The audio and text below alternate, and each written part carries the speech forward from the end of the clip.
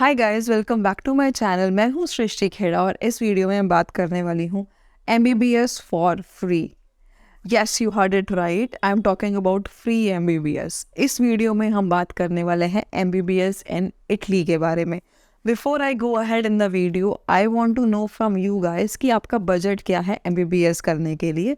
Do let me know in the comment section. आपका जो भी बजट होगा और आपकी जो भी रिक्वायरमेंट्स होगी, I'll make sure to reply to all of your comment according to your requirements and your budget. Before I go ahead in the video, मैं आपको बताना चाहती हूँ कि इस वीडियो में हम क्या क्या चीज़ें कवर करने वाले हैं। हम कवर करने वाले हैं overview, then we would cover about the reasons why students choose to go to Italy, and then we will go about the infrastructure, the rankings, the fee structure, the scholarships, and most important, IMAT exam and the requirements. So make sure you watch this video till the end ताकि आपका कोई भी point miss ना हो। सबसे पहले मैं बताना चाहूँगी कि रीजंस क्या है, why students are so mad about MBBS in Italy।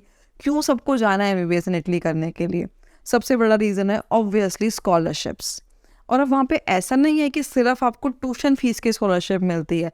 You get scholarship for your hostel, for your food, for your personal expense, each and everything.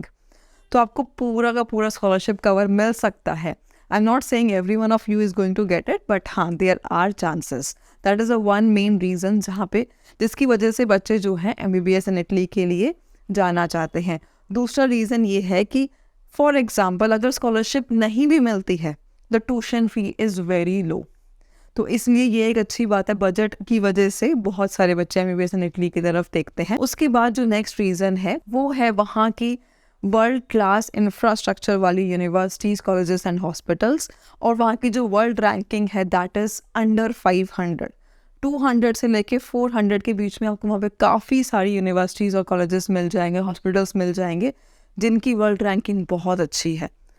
Next after China जो है ना, चाइना में भी बहुत सारी अच्छी यूनिवर्सिटीज़ हैं जहाँ पे ऐसी वर्ल्ड रैंकिंग मिलती है, but after Covid China is not a very good option right now. तो इसलिए अगर आपको बहुत अच्छी रैंकिंग वाली यूनिवर्सिटी में जाना है, Italy is a very good option for you. इसके अलावा और भी रीजंस हैं, जैसे कि आप वहाँ पे सेटल होना चाहें तो वहाँ पे सेटल होने की अपॉर्चुनिटी है। आप यूरोप में कहीं पे सेटल होना चाहें तो इटली से थोड़ा ईजी हो जाता है। उसके अलावा आप जो डेवलप्ड नेशंस हैं, जैसे कि और भी डेवलप्ड नेशंस हैं, Canada, US, UK, English speaking developed Nations की मैं बात कर रही हूँ, उसमें सेटल होना कंपैरेटिवली आसान हो जाता है while you go from Italy. These are the reason जिसकी वजह से स्टूडेंट्स चाहते हैं कि हम MBBS इन इटली करें। आई होप कि आप में से भी बहुत सारे स्टूडेंट्स इसलिए यहाँ पे हैं क्योंकि आपकी भी एस्पिरेशंस जो हैं वो सेम हैं। Now I think I should tell you about the entry requirements, because entry requirements पता होना बहुत ज़्यादा important है। सबसे पहली चीज़, नीट क्वालिफाई ऑब्वियसली आपको चाहिए क्योंकि आप इंडिया से बाहर जा रहे हो। ये बेसिक है MBBS अब्रॉड के लिए, ये अपना माइंड आप मेकअप कर लीजिए कि नीट तो आपको क्वालिफाई करना ही है। Second requirement is physics, chemistry, bio aggregate should be 60%। बाकी सारी कंट्रीज़ के लिए 50% होता है, बट MBBS इन इटली के लिए आपका PCB जो रिक्वायरमेंट है इट इज़ 60%। तो आपको ये चीज़ ध्यान रखनी है, कंफ्यूज नहीं होना। And there is no reservation considered. चाहे आप किसी भी कैटेगरी से हैं, किसी भी रिजर्वेशन से हैं, आपको स्टिल PCB 60% चाहिए। इसके अलावा बात करते हैं हम जो और एग्ज़ाम्स देने पड़ते हैं इटली के लिए, उसमें आता है IELTS। अब IELTS का जो एग्ज़ाम है वहाँ पे मैंडेटरी नहीं है, ये आप क्लियर कर लीजिए कि IELTS का एग्ज़ाम मैंडेटरी नहीं है। अगर आपने दिया है इट इज़ प्रेफर्ड, मतलब कि फॉर एग्जांपल आपको स्कॉलरशिप मिलने वाली है, अगर आपने IELTS का एग्ज़ाम दिया और आपने अच्छा स्कोर किया है तो आपके चांसेस ज़्यादा हैं स्कॉलरशिप मिलने के। सो IELTS is not mandatory but it is optional and it is preferred. अगर आप हमारे थ्रू एडमिशन कराते हैं, हम भी आपको कहते हैं कि अगर आप MBBS इन इटली चूज़ कर रहे हैं, we prefer you to do IELTS, क्योंकि उससे आपके जो सिलेक्शन के चांसेस हैं for the scholarship and for the university वो बढ़ जाते हैं। उसके बाद the most important part of the video, the IMAT exam, international medical admission test. Italy की गवर्नमेंट ये टेस्ट कंडक्ट कराती है और इसमें क्वालिफाई करना ज़रूरी है अगर आपको वहाँ पे एडमिशन लेना है तो। अब होता क्या है, IMAT के फॉर्म अप्रॉक्सीमेटली जून के आसपास निकलते हैं और सिर्फ 15-20 दिन के लिए विंडो खुलती है। और उसमें भी क्या होता है, first come first serve basis पे आपको सेंटर मिलते हैं। IMAT का इंडिया में सिर्फ एक ही सेंटर बनता है, वो भी दिल्ली में, और वो भी आपको तब मिलेगा जब आप बहुत जल्दी फॉर्म फिल कर लेंगे, क्योंकि लिमिटेड सीट्स होती हैं एक सेंटर में और इंडिया में बहुत सारे बच्चे हैं जो IMAT का फॉर्म भरते हैं. So make sure to fill up the form as soon as the form is released. आपको ये ध्यान रखना पड़ेगा, जैसे ही फॉर्म निकल रहा है वैसे ही अपना फॉर्म आप भर दीजिए. और फॉर्म भरना का जो ध्यान है आपको नीट के पेपर के बाद ही देना है, क्योंकि इसका फॉर्म जो है एनी विच वे जून के आसपास निकलने वाला है. तब तक आपका नीट का एग्ज़ाम हो चुका होगा. तो आपको उसके बाद ध्यान रखना है, जैसे ही IMAT का पेपर निकल रहा है आपको जल्दी से जल्दी फॉर्म भरना है अगर आपको इंडिया का सेंटर लेना है तो. फॉर एनी रीज़न अगर आपको इंडिया का सेंटर नहीं मिलता है, आपको दुबई, थाईलैंड, सिंगापुर ऐसी कंट्रीज़ में जा कर के फिर आपको IMAT का टेस्ट देना पड़ेगा. That would be obviously a bit difficult और थोड़ा सा खर्चा भी ज़्यादा होगा. सो जितना जल्दी हो सके आपको IMAT का फॉर्म भरना होगा. IMAT is mandatory. अब IMAT को फॉर्म तो मैं समझती हूँ कि आप लोग भर देंगे. उसके बाद उसमें सिलेबस क्या होगा, उसमें आने क्या वाला है. जो सिलेबस है it would consist of your physics, chemistry, biology. ये 3 तो है ही हैं. उसके अलावा मैथ्स भी आता है, लॉजिकल रीजनिंग भी आती है, कल्चरल एंड जनरल नॉलेज के क्वेश्चंस भी आते हैं. तो ऑब्वियस है आपको ये जो सब्जेक्ट्स हैं ये एक्स्ट्रा आपको पढ़ने पड़ेंगे जो आप नीट के लिए नहीं पढ़ रहे हैं. और आपको मैं ये कहूँगी IMAT की तैयारी की वजह से नीट में डिस्ट्रैक्ट नहीं होना है. योर फर्स्ट प्रेफरेंस वो शुड बी नीट. उसके साथ साथ देखो PCB तो आपका प्रिपेयर हो ही रहा है. जो बाकी के सब्जेक्ट्स हैं आप नीट के एग्ज़ाम के बाद प्रिपेयर करें अगर आपको IMAT का एग्ज़ाम देना है तो. That would be my recommendation. Rest आपके ऊपर डिपेंड करता है. तो ये तो हो गई सिलेबस की बात. अगर मैं बात करूँ क्वेश्चंस की बात कि टेस्ट होता कैसे है, मल्टीपल चॉइस क्वेश्चन होते हैं. As soon as we hear like कि मल्टीपल चॉइस क्वेश्चन होता है, हमें लगता है कि 4 ऑप्शंस होंगे, एक क्वेश्चन होगा, लेकिन नहीं, ऐसा नहीं है. When you go for IMAT exam 5 options होने वाले हैं. So it is going to be even more difficult as compare to बाकी के टेस्ट, क्योंकि ऑब्वियस है 4 में से 1 सही होने की प्रोबेबिलिटी ज़्यादा है rather than 5 में से 1 सही होने की.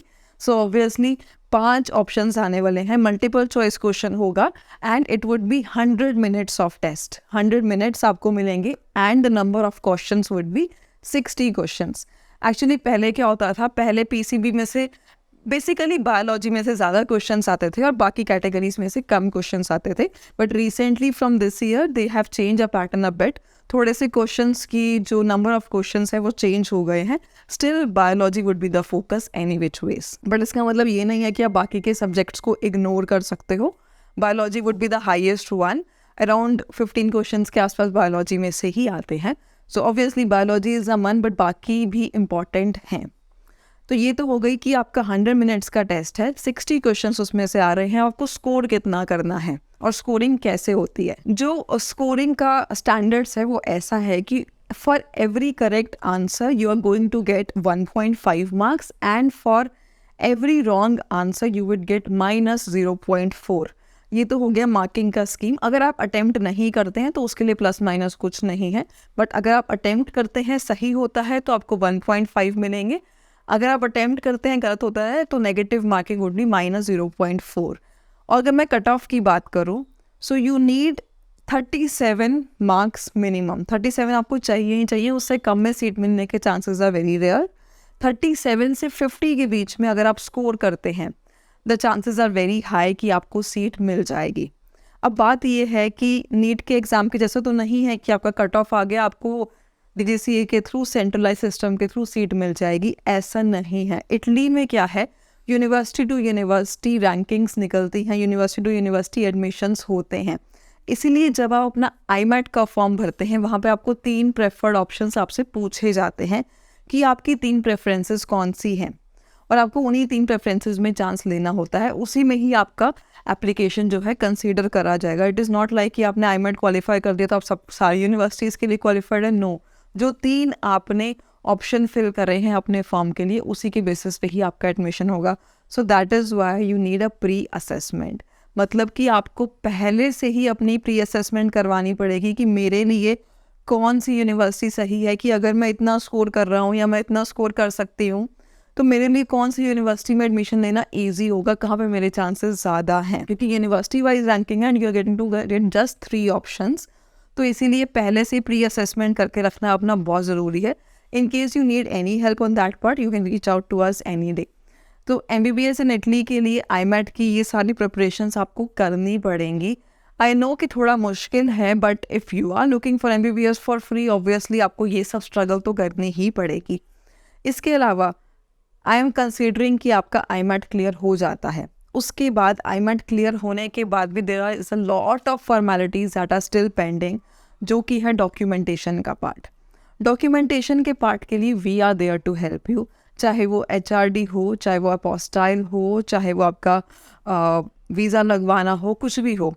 इटली में वीज़ा रिजेक्शन के चांसेस भी बहुत ज़्यादा होते हैं, so make sure you choose a right consultant, ताकि IMAT निकलने के बाद एटलीस्ट आपका वीज़ा रिजेक्शन के चांसेस ना रहें कि आपने इतनी मेहनत तो कर ली, but just because you choose the wrong consultancy और रॉन्ग पर्सन आपका वीज़ा रिजेक्ट ना हो जाए। तो इसलिए वीज़ा रिजेक्शन के चांसेस ना हो, सो make sure you choose the right consultancy. वहाँ पे वीज़ा के में क्या होता है कि आपको फिनेंशियल डॉक्यूमेंट्स भी अपने दिखाने पड़ते हैं। ऑल्दो हो सकता है आपको स्कॉलरशिप भी मिल जाए, still you will have to show at least 30 lakhs of funds in your account. आपको फिनेंशियल एफिडेविट्स भी देने पड़ेंगे और 30 lakhs का फंड आपको मिनिमम दिखाना पड़ेगा while you are going for MBBS in Italy. Although आप स्कॉलरशिप पे जाएंगे तो भी IMAT क्लियर होने के बाद, सिलेक्शन होने के बाद भी आपको ये करना पड़ेगा। अब बहुत एक क्वेश्चन आता है कि स्कॉलरशिप कितनी मिलती है।